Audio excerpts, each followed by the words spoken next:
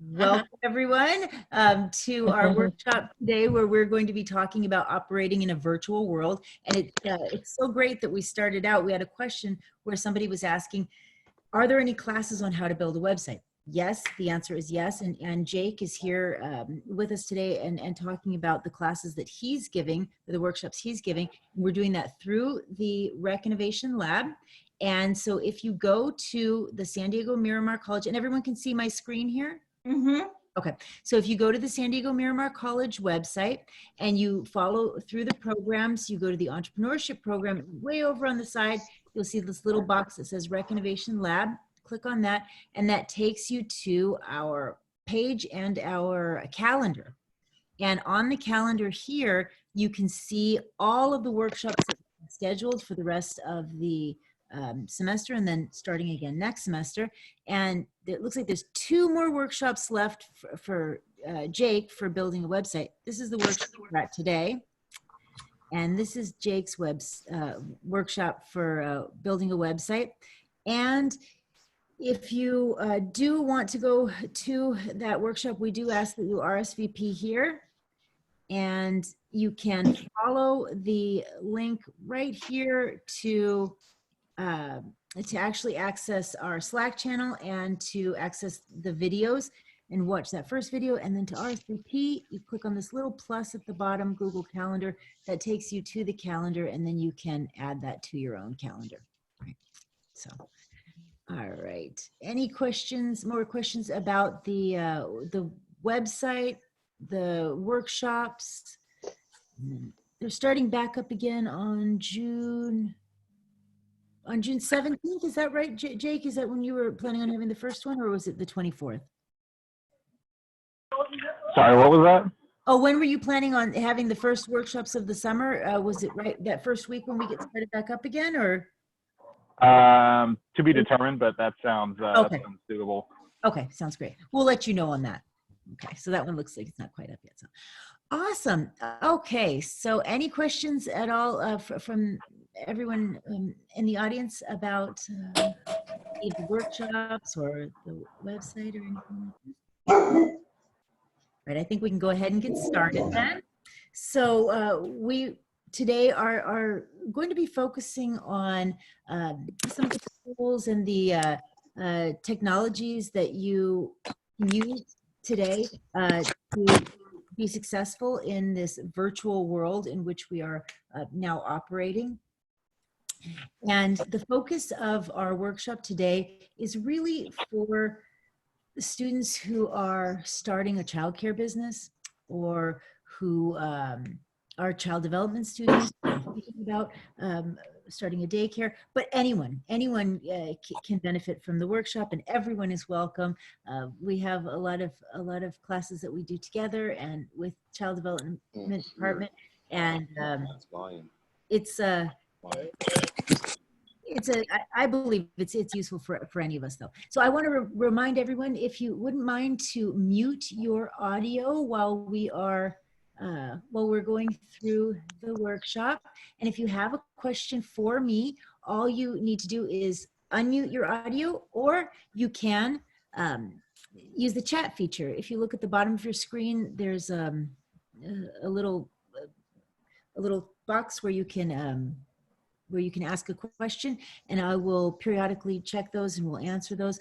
Also, if you would like to raise your hand, if you have a question and you want attention, you can click on the box that says participants, and you can raise your hand that way. And I see, let's see, do we have any other questions going on right now? So we will periodically answer these questions, but I think we'll wait until maybe middle or the end of the workshop. So my name is Tanya Hertz, and I am Assistant Professor of Entrepreneurship here at Miramar College. I've been teaching entrepreneurship over at San Diego State for about 10 years now, and was asked to come over here to Miramar to start an entrepreneurship program here on campus. And so we've done that.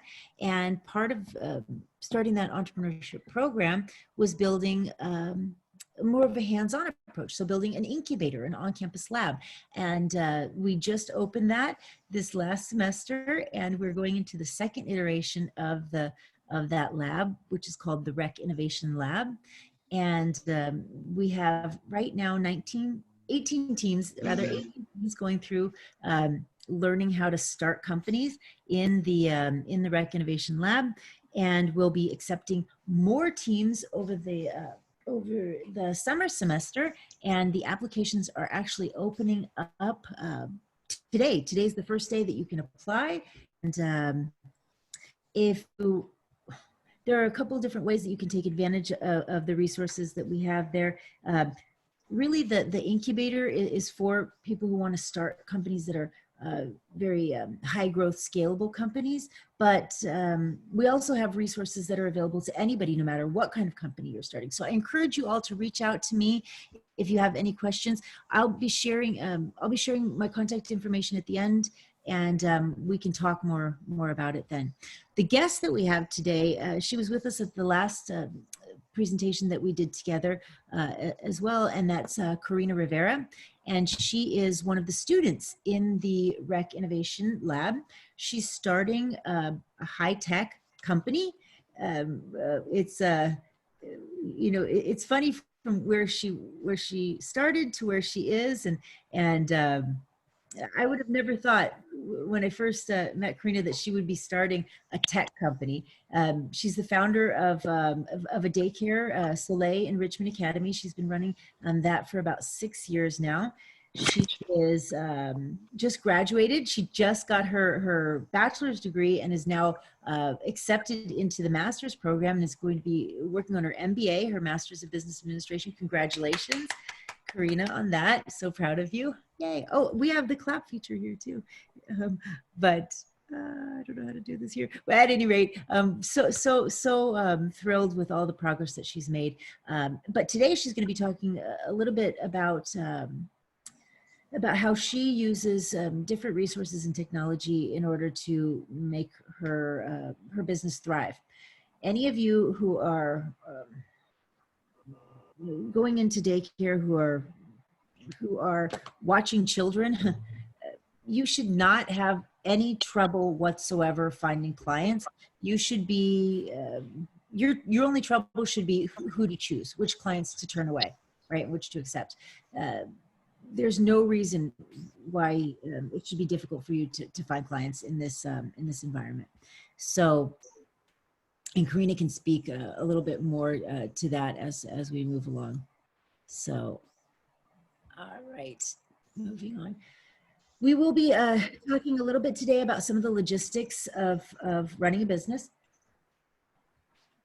And make no mistake, if you are a child development student and you are planning on watching children, you will be running a business. You will be running a business.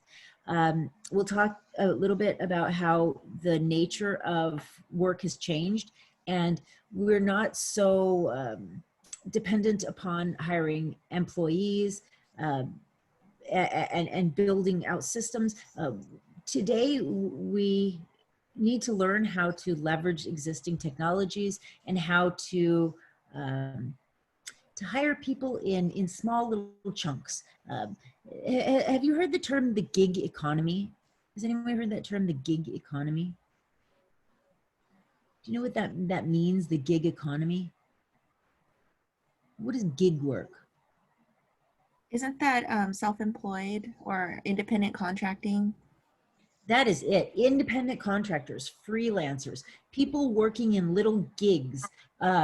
You see Uber, Lyft, any of these, Fiverr, any of these little kind of part-time jobs that people do.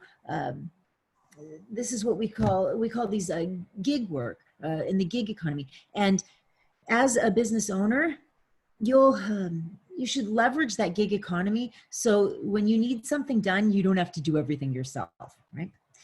We're also going to talk about some of the changes in the legal environment since COVID-19.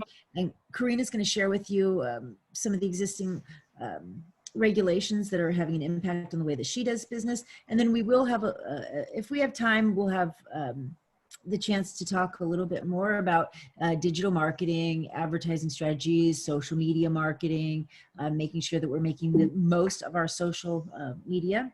I know a lot of us do have a hard stop, and I personally have a hard stop at 10:50, but we'll get through as much as we can, and plenty of time for questions as well. So starting with the logistics of running a business. You are running a business. Make no mistake about it. We call it an organization because you need to organize. Everything needs to be organized. It needs to be systematic. You need to have an approach for all different aspects of your business. And it starts in the planning process. You need to know the rules in your area. You need to know what your break even is, right? And by break even, we mean how much money do you need to earn in a day or in a week or in a month in order to break even, right? To break even.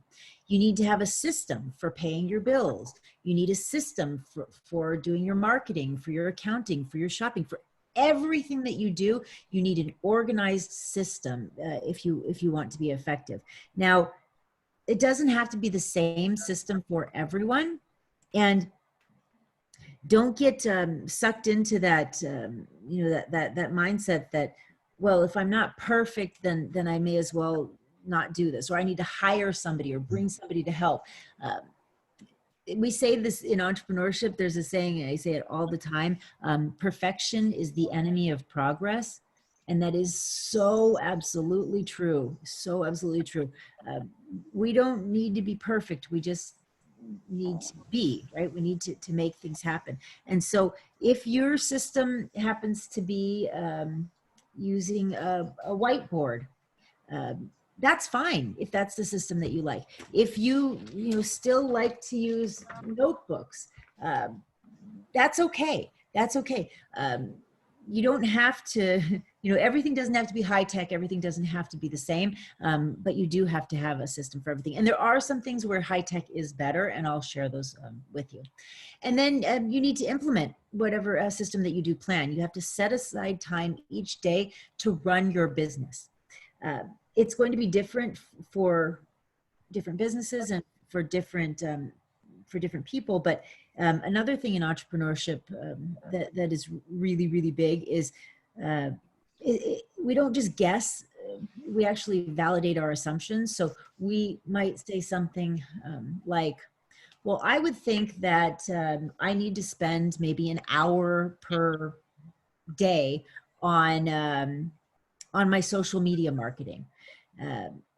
That's great. That's a great place to start, but then you need to find out if that's actually true. You need to talk to other people. We call it getting out of the building, although in this time of physical distancing, we're not physically getting out of the building, but we're getting out of our mind, out of our headspace, and we're talking to other people, asking other people, how long do you spend when you're doing your social media marketing? How long does it take you to pay your bills? How long, what system do you use for your accounting, for your finance, et cetera, et cetera. So ask other people, they will tell you. The beautiful thing about business owners is for the most part, especially in this field, people see each other as collaborators, not competitors. And you'd be surprised how much they'll share with you. And then you do need to make sure that you're monitoring your systems and that you're staying on top of everything that you've set up. A good rule of thumb with something like emails is within 24 hours, you want to respond. Now, that's true in general in business, but it may not be true in your specific industry. There are times and emails that you probably have to answer within an hour or within minutes. If a parent calls, they expect to get a hold of you. So stay on top of your system. Don't get behind. There's nothing worse than trying to catch up once you're behind. So outsourcing. You are now operating within the gig economy, whether you knew it or not. The vast majority of workers in the United States will have at least some form of gig work. And that's important to know because as an entrepreneur, as a business owner, you will wear many, many hats. You can see this picture here. We have the woman who is, cooking and cleaning and watching and paying and answering and everything that you're doing. And it's very, very common for a small business owner to wear many hats. And it's very common for women to wear many hats and to do many things. And so you have this really unique situation, especially in the field that you're going into, that you're expected to do many, many, many different things. And it can get overwhelming and it can get in the way of actually being effective. So we need to know how to do many things, but not everything. So this, there was a study that was done in 2019, and they asked women business owners, how many employee roles do you as a business owner, a woman business owner, fill in a given day? So another way to look at that is, how many different jobs are you doing? How many different jobs are you personally doing yourself?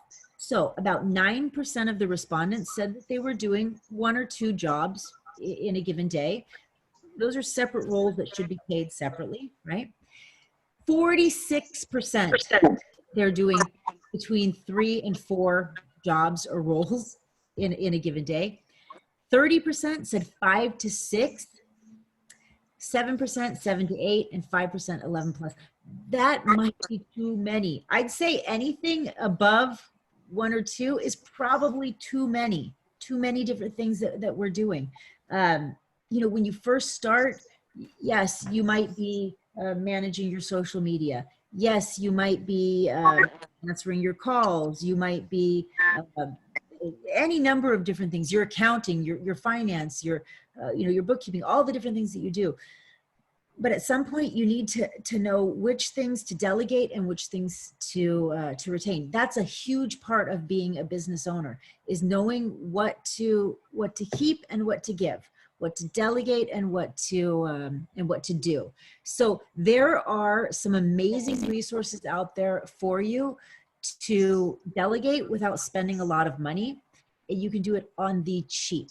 Now, there are things that I would recommend that you do yourself when you first start, just so that you can get a good idea of the industry and the business. And I know you're not going to like this, but one of the things that you should probably do yourself is you probably should build your website, the first version of your website yourself. It's not hard nowadays. There are some really easy sites out there that can help you do this. And if you pay somebody, you'll be paying too much, probably. But there are many things that you can delegate. And then, maybe the next versions of that website, you can pay somebody else to do, or maybe, maybe you will even just build out the content of the website. You can have somebody else execute that. But the sites that you can use to delegate the work, some of these sites are Fiverr. Upworks is another great one. Opla, sorry, I went back. Upworks is another great one. You can even delegate some of your work using sites like Nextdoor. So what kind of work am I talking about delegating? Well, delegate the things that don't need you, that you don't love to do, that don't necessarily add value. The things that you could pay somebody it's not worth your time. Things that are beyond that you're too qualified for, that you're too educated for, I suppose. Cleaning, right? Cleaning. You should not be doing all of the cleaning yourself. That's something you should delegate. And that's why a site like Nextdoor, there's probably a neighborhood kid who can come and do some kind of a cleaning for you, or doing yard work, things like this. They all need to be done, and especially if you're operating out of your home, but you don't necessarily need to do it. So have any of you used any of these sites? Okay, so Nextdoor. Yeah, Nextdoor is probably one that a lot of us have seen. What about Fiverr and Upworks? Do you know what those are? No. Okay, so those are those are sites or applications that are specifically for small little tasks, delegating small tasks. So for example, let's say you need a logo for your business and you're thinking, well, I know it's a business. I know I need a logo. I need a website. I need a logo. I don't have the artistic ability to make a logo, and I want something better than some just sort of one of those logo sites. And so I'm going to put it out there that I will pay $40, $50 for somebody to make a custom logo for me using these colors and these designs and these words. And you put that sort of gig job out on Fiverr or Upworks, and then people compete for the job. Now, the kind of cool thing about these sites is rather than hiring somebody for a long-term engagement, it's just a really short little gig. And so you can see if you like working with that person. If it's something that you might need regularly, like cleaning, like maybe you'll put a little gig out there and you'll say, okay, here, I'll pay $50 for somebody to do my windows inside and out, right? If they do a great job, then maybe you can give them another little gig, and you can kind of test the waters without actually hiring somebody or getting into a big commitment. I've done this before in the past on both of the sites where I found people that eventually end up being employees for my business. So those are excellent. Take advantage of them. Take advantage of them. Other tools that everyone in business should know how to use. My Business from Google, also called Google Analytics. It helps you stay on top of your business. It helps you to see who's visiting your website, and it does so many cool things, so many amazing things. You can go in there and you can tell where your customers are coming from, where the people who are visiting your website, you can see how much money they make. You can see how many kids they have. You can see so much about them, which is kind of scary from the perspective of, you'd be surprised at how much of your information is out there. But all of that information is there for you in Google My Business, and I'll have Karina talk about it a little bit more later. These are some sites for building a basic website. You'll want to, I mean, they're all great. Wix, Squarespace, WordPress. I personally like WordPress because it's the most translatable. You can, if you create a site with WordPress, you can do more things with it. And WordPress is owned by Google, so it helps you to get ranked higher in Google. But all of these are very intuitive. You don't have to know how to code or design or anything. You just punch in the information and you have a website. And then all of us should know how to use QuickBooks so that we can keep good, accurate, detailed records of our expenses. Especially if you're operating a home business, you are able to write off so much of your expenses that are both personal and business related. And you want to make sure that you're doing that right and that you're keeping records of everything. And so I recommend taking a little workshop on QuickBooks. We have some here at Miramar, which you can take. I highly recommend that every single person on the planet, or every single person in the United States should run a business, even a small business, a tiny business. And I don't care if it's selling homemade flowers on Etsy. And that's just because the system that we have in the United States is set up so that you can take advantage of so many tax benefits by having a business. And all of us should practice tax avoidance, not tax evasion, okay? Legal tax avoidance, not illegal tax evasion. But there are so many ways that you can not pay as much in taxes by just having a small business. So make sure that you're doing that. All right, so I've talked too much. I want to let Karina talk about how she actually uses some of these tools. So Karina, would you share with us how you use My Business from Google? Yeah, so like I mentioned last time that I'm not a very tech savvy girl. I'm not a very tech savvy person. So Google My Business was excellent for me because it gave me a platform where I could do a very basic website, and it gave me my domain name. I didn't even know what a domain name was until actually Jake actually went over that with me, because I didn't even know what it was. But it gave me all of that. But what it actually gives me is so many ways to connect with the parents, and for them to connect with me. So it offers email, phone, they could make comments, they could text message me, they could look me up on Facebook. Many have contacted me through Instagram. So everything is very synced in together, which makes it a lot easier for the new parents that are looking for childcare to do. And for me as in the business side, looking at, if you look at that far left picture, it also gives me a chance for the parents to do reviews, to go back and see who's looking at my page and how are they looking at me, because the name is very important, right? The name is very important on when you choose a name. What are they going to be looking for? So Soleil I chose because that's my daughter's name, but I knew that enrichment was very popular, and I knew academy was very popular. So what Google Business does is it shows me a chart on how many people searched up enrichment, and it shows, oh, it's 500 and something looked you up through enrichment, or 275 look your business up through academy. Soleil is a little bit difficult to pronounce, but it keeps my name out there. And a lot, it just the new patients, the new family that are coming and looking for childcare, it makes it so much easier to look for you. It really does. And it does everything for you. You connect all your sites together. And also, if you do a little bit of marketing, you just pay a little bit of an extra fee, and it does marketing for you.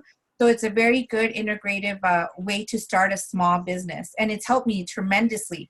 Like, I have a good waiting list with my infants and my toddler preschool age. And so it's keeping me afloat at this time, which is really important.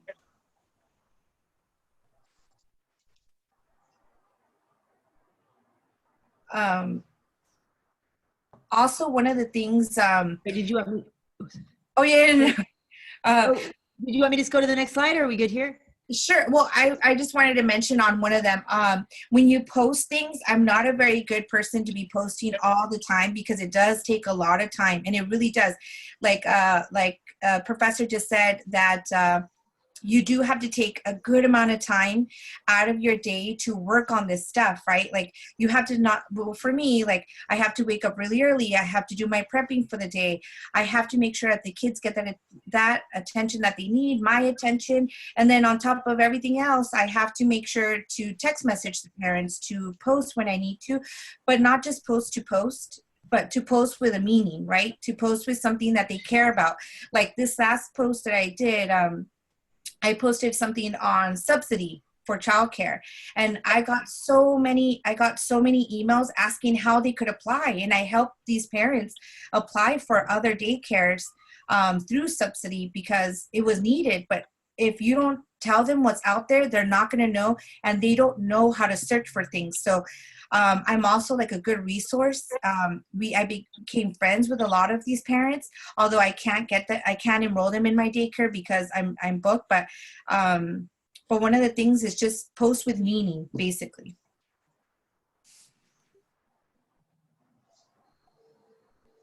And also, it's very important to always keep up with child regulations, because it's very things are always changing.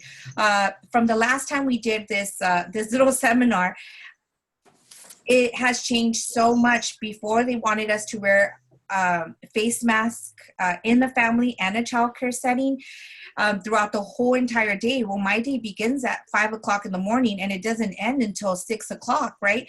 And when do I get a chance to take my face mask off? And a lot of us did complain, because we were like, imagine a child with disabilities or a child with anxiety. How are they going to see, children do a lot of face interactions. they base their reactions and their behavior with your face expression, right? So that was one of our biggest concerns, was psychologically, how was that going to work? So you always want to make sure you always keep your parents informed, but you have to keep yourself informed too, especially with this. Like, for example, the child ratios completely changed too. They said it was 10-1 regardless of age, and now they changed it back to regulating the ages and the groups, which makes it hard, because if you were just enrolling like 5 new parents, what are you going to do with those parents, with those kids, right? It's kind of unfair. So you always have to keep yourself organized and keeping yourself updated with the law, and making sure that you're following it, and making sure that you're expressing to them your needs, because a lot of licensing, a lot of like the government, they don't understand what goes on in a home daycare or in preschools. They don't understand our struggles. So it's very important to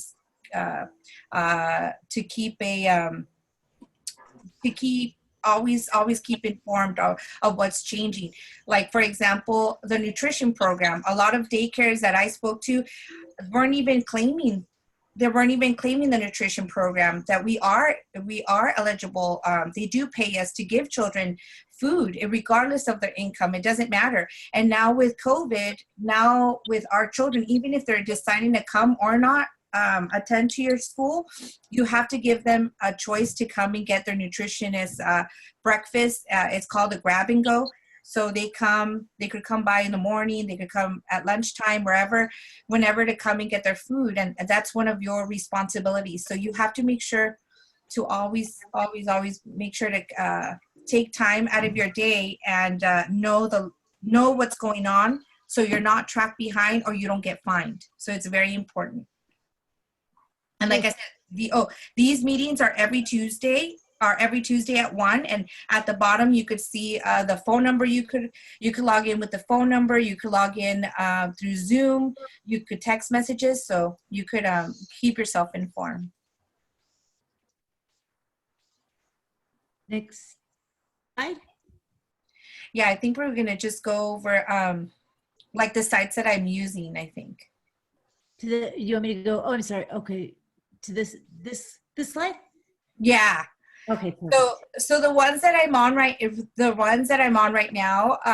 websites that I'm on are on these here, on Twitter, Facebook, Instagram, YouTube, and a lot of them, like Facebook owns a lot of these. So a lot of these, if you post it on Instagram, they sync in through all the other ones. So, which makes it so much nicer, because it's very time consuming, but make sure to keep note, like keep a track. Actually, QuickBooks does a very good job on keeping track on where your money is going. So say, for example, Yelp, it does offer their free service, and they also offer where you have to pay for their services to keep you on the top 10 of what is that called? Their top 10 preschools that somebody is looking for a daycare. You pop up the 10, I don't know, sites. I'm going to say, anyway, so they charge about almost $300 a month. Well, looking back on Yelp, I just did it, but I don't really get a lot of people from Yelp. I do get a lot of people, believe it or not, through Instagram. For some reason, I don't know why, but I don't even know how they're able to search it, but they do. A lot of people contact me through Instagram, which makes it a lot easier. It's free. I don't have to spend money, especially right now with COVID going on. Financially, it's just so easy. So find out what works for you, and know your clientele, like Professor Hertz just said.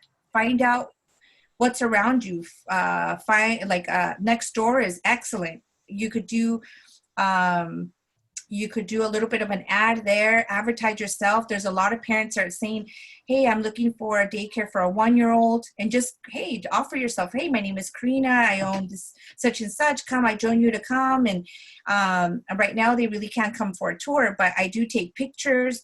I do FaceTime, Zoom with them. I welcome them with Zoom, and I walk around my house and I show them. So stuff like that. So just know your neighborhood and know your clientele.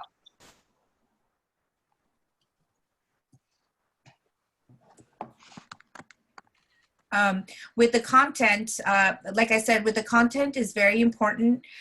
Knowing what you want your reader to be reading, right? Like what is it that's interesting to them? A lot of the things that I do is I do a lot of community events.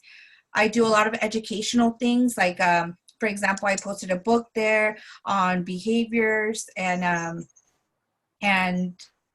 like teaching the parent, hey, here's a great book in order for you to teach your child how to self-regulate themselves, or how to keep your child safe, or who's handing out free easel paints for art. So just just know what it is that they're looking for, basically, and then you're gonna know how many people read it and how many don't. So that's what Google does for you, which is really nice, because you could see how many people have clicked on it and who have read it and who had interact with you and who has sent you messages, which is really nice. So you'll know what kind of info to share.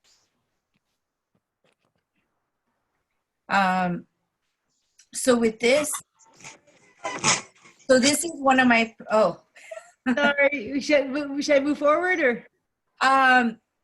Yeah, because I kind of covered that on the platform. That's one of my that's one of my kids, and that's one of my parents, and she's a teacher. And just to show you how transparency is the key for me, right? I always want to make sure that I'm being honest with the parents. I always want to be honest on what my education is, give myself that value, because a lot of what I hear a lot of people not complaining, but their worry is on these meetings that we're having every Tuesday is, what's going on with my money? We're going to lose so much money. I can't afford this and I can't afford that. And one of the biggest thing is planning, right? Is planning your financials, making sure you plan ahead for things like this, right? Something's always gonna happen. So I always think that way. So with this parent here, with this particular parent, the schools are closed. She's still paying me my full fees, right? Because I have a really solid contract with her, and she loves it here so much that she doesn't mind me paying. She hasn't been here for the last 2 months since all this started, and every week she always pays me. And you always have to think, why is that, right? Well, I share her things. She shares these silly things with me, and I share it with my through hashtags. I share it with the videos. I share it with Instagram, because it's so interactive to see a parent having so much fun with their child, and seeing how they could bond, right? And every other day, she'll call me and say, hey, what's another thing I could do with my baby? She just started to walk. What can I do? And I share with her. The California fundamentals for infant and toddlers, and I share with her, hey, here's her goals, and we keep that connection going. So she has referred a lot of parents to me that actually are really interested in being they are on my waiting list, but unfortunately I can't enroll them right now. But that's very important, because they do see her. This one parent here has so many other networks, has so many other friends in her platform, in her Instagram page, that they see her and they're interested in me. So it's nice for her to share, and that's how you get noticed, is word of mouth, right? Is to be honest and to be liked. Yeah.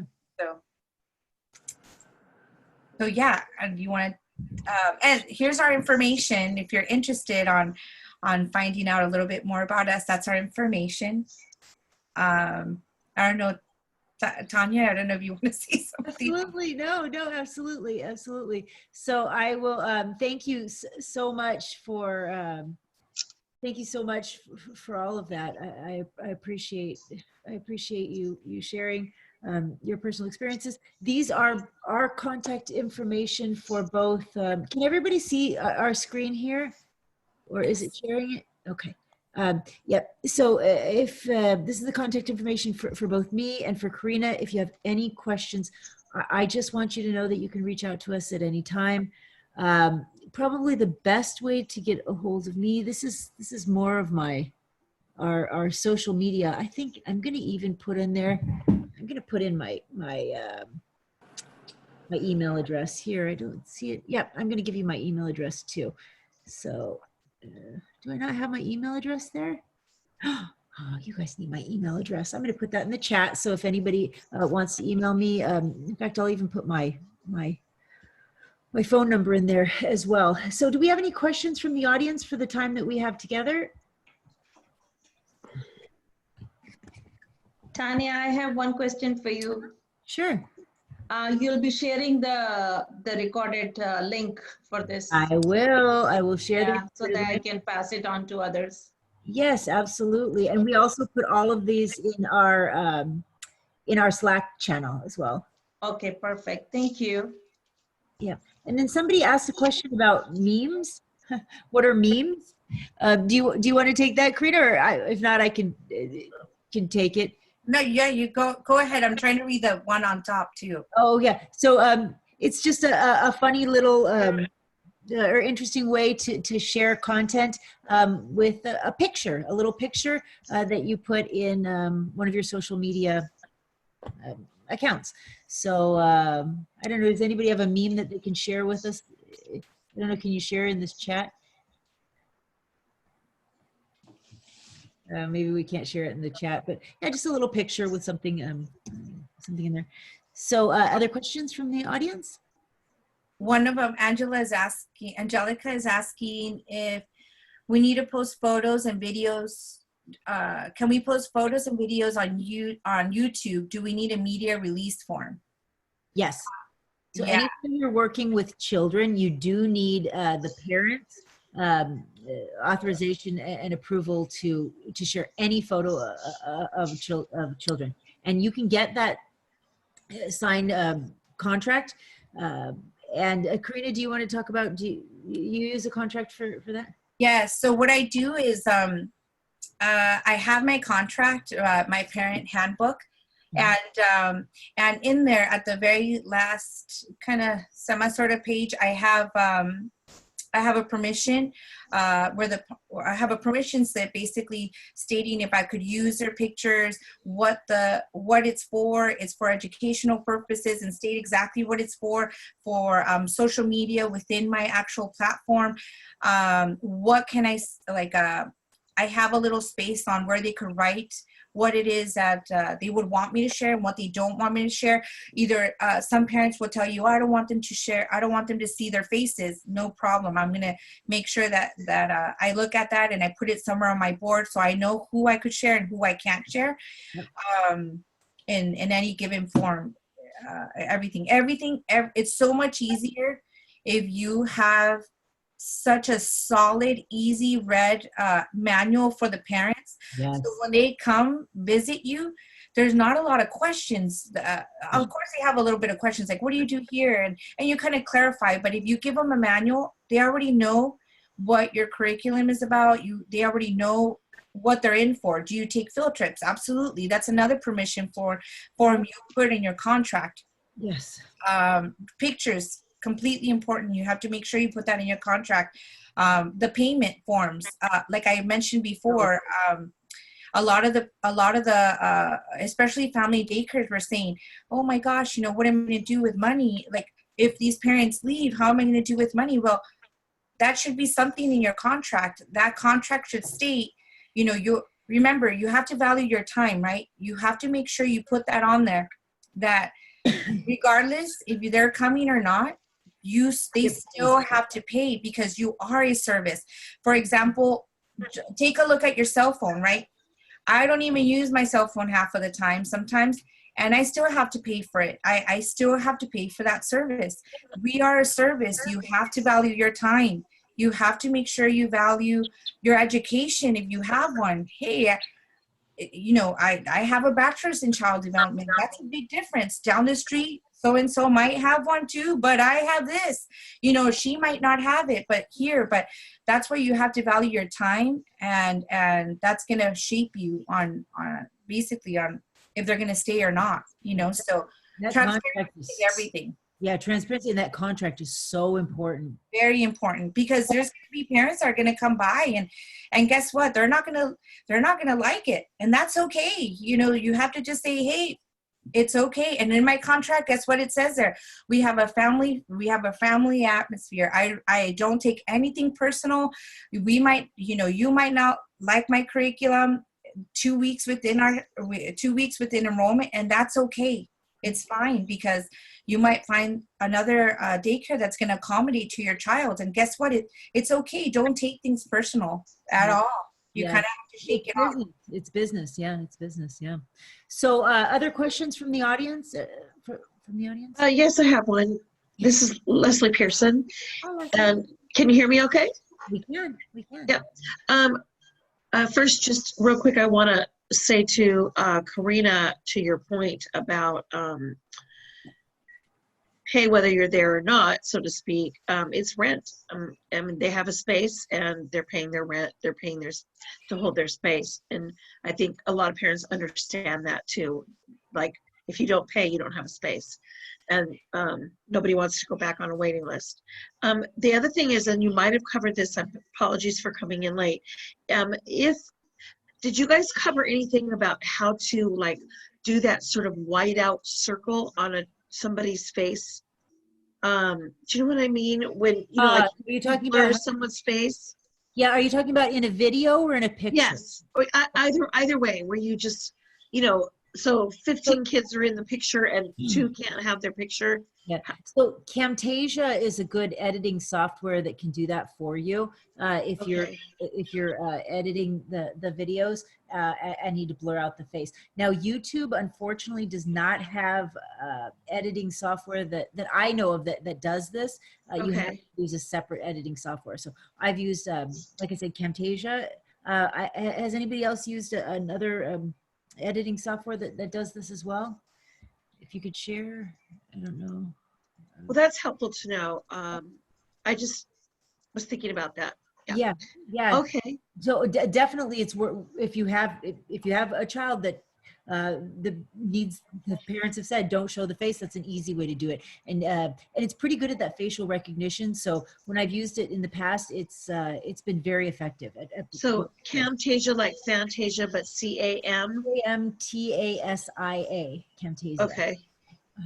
All right, cool. Thank you. Yes, you're welcome. Yes. Yeah, and also QuickBooks is great, right?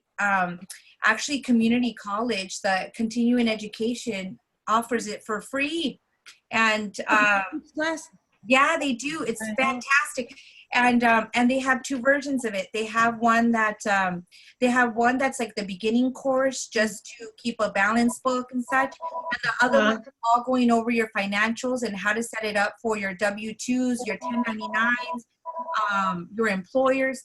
Guys, there's so many things out there that's free for us that we didn't even know. And and how many workshops do we give through the rec that are just free? They're free. You can take them. yeah. Somebody is asking about entrepreneurship classes that you can take. Okay, right now we have 129 is the basics class. It's starting on June 15th.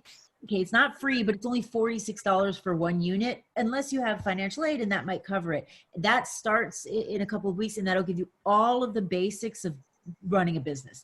The basics. Obviously, there's so much more to learn, but this will get you enough so that you can, you can make it through and you can speak the language a little bit.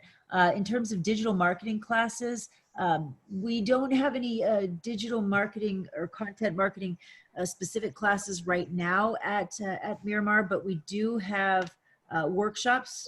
Almost these seem to be the most popular workshops. So if you go back to that calendar that I was showing before, just keep an eye.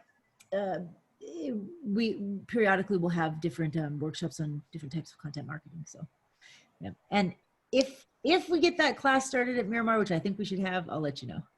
Other questions? But also, continuing education has it too. Content marketing? Yeah, they have the digital marketing. Yeah, that's how I got a little bit of a little knowledge on how to navigate all this stuff. But they do, and he's from San Diego State. He's a professor at San Diego State. So you get